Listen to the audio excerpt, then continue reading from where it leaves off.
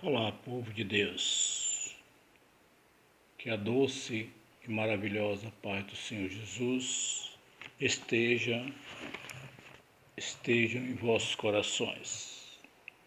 Passando aqui mais uma vez para deixar uma mensagem da parte de Deus, que tem como título A Verdadeira Libertação. E fazendo menção na palavra de Deus, no Evangelho de João, capítulo 8, verso 31, lemos assim: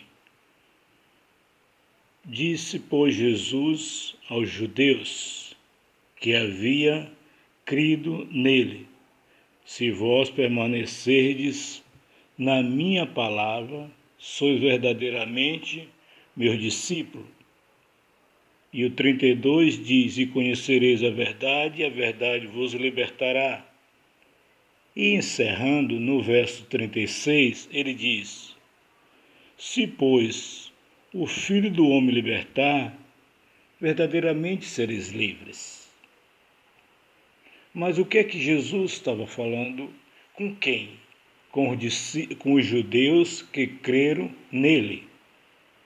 Mas se já creram, não está liberto, ele faz uma exigência que é necessário que permaneça na sua palavra. Discípulo quer dizer aluno.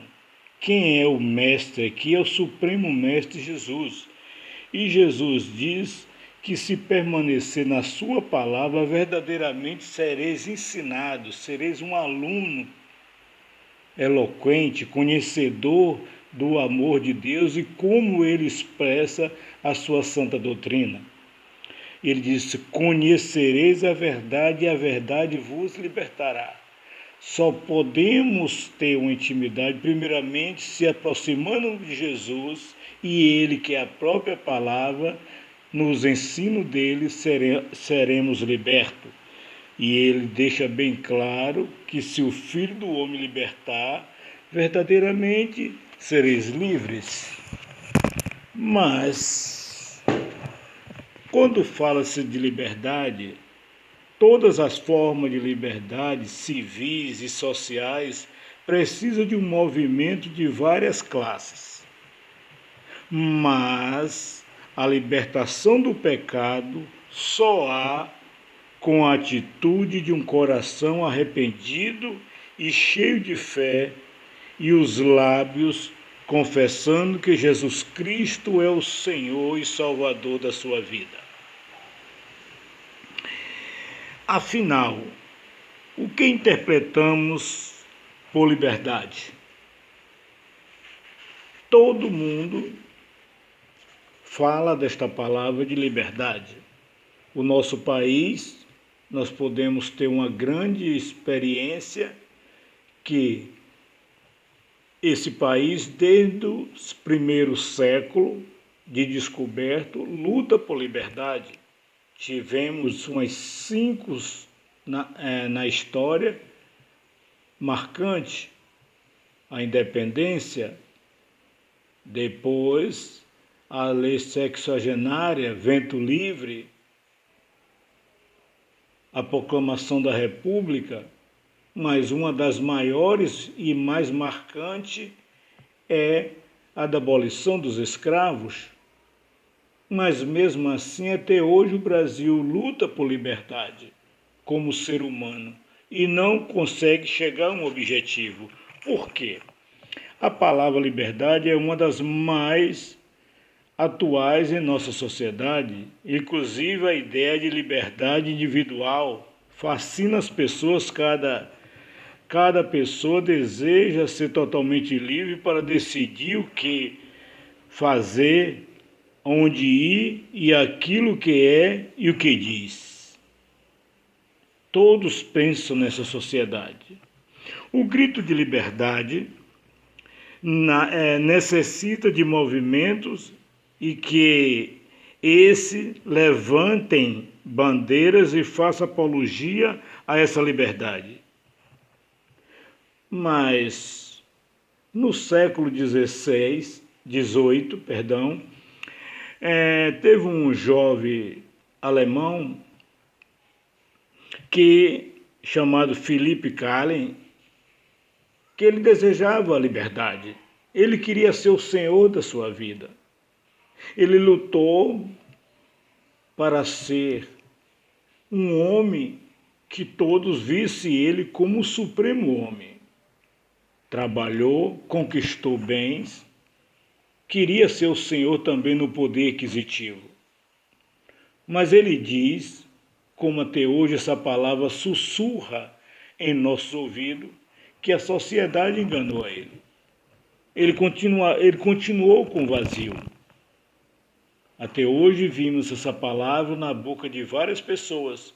Tem todos os bens que deseja, tem todas as liberdades que deseja, pensando que está livre, mas ainda dentro de si continua uma prisão ou uma escravidão. Mas, resumindo, o que aconteceu com ele? Ele nunca teve, ele é capaz de dizer, nenhuma dessas coisas tinha sido capaz de satisfazer a aspiração da minha alma.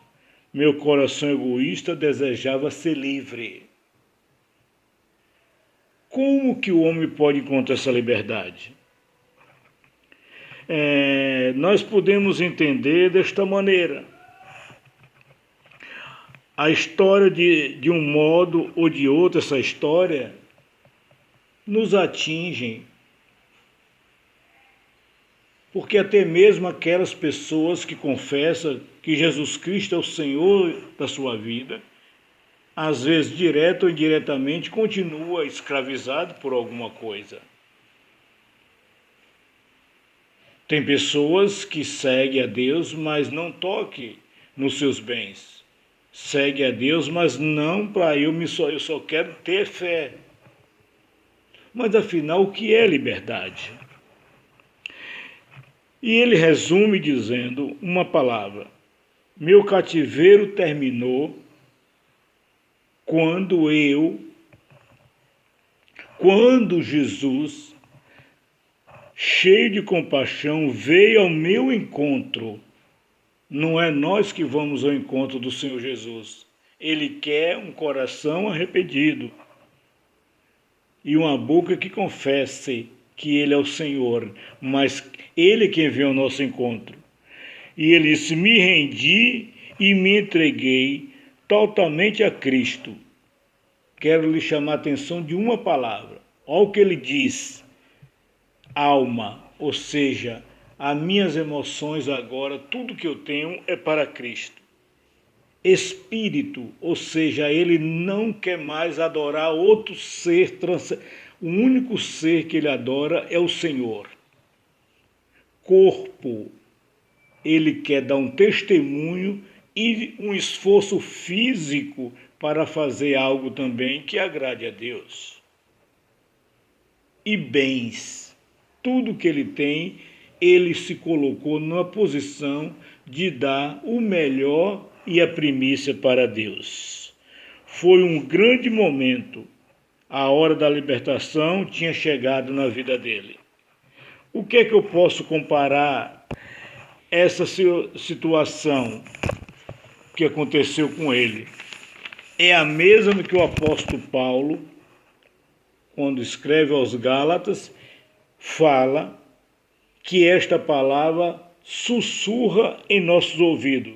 Na carta de Paulo aos Gálatas, capítulo 2, verso 19, ele diz: porque, mediante a própria lei, morri para a lei, a fim de viver para Deus. Estou crucificado com Cristo. Esta crucificação não está dizendo que ele foi um suicida.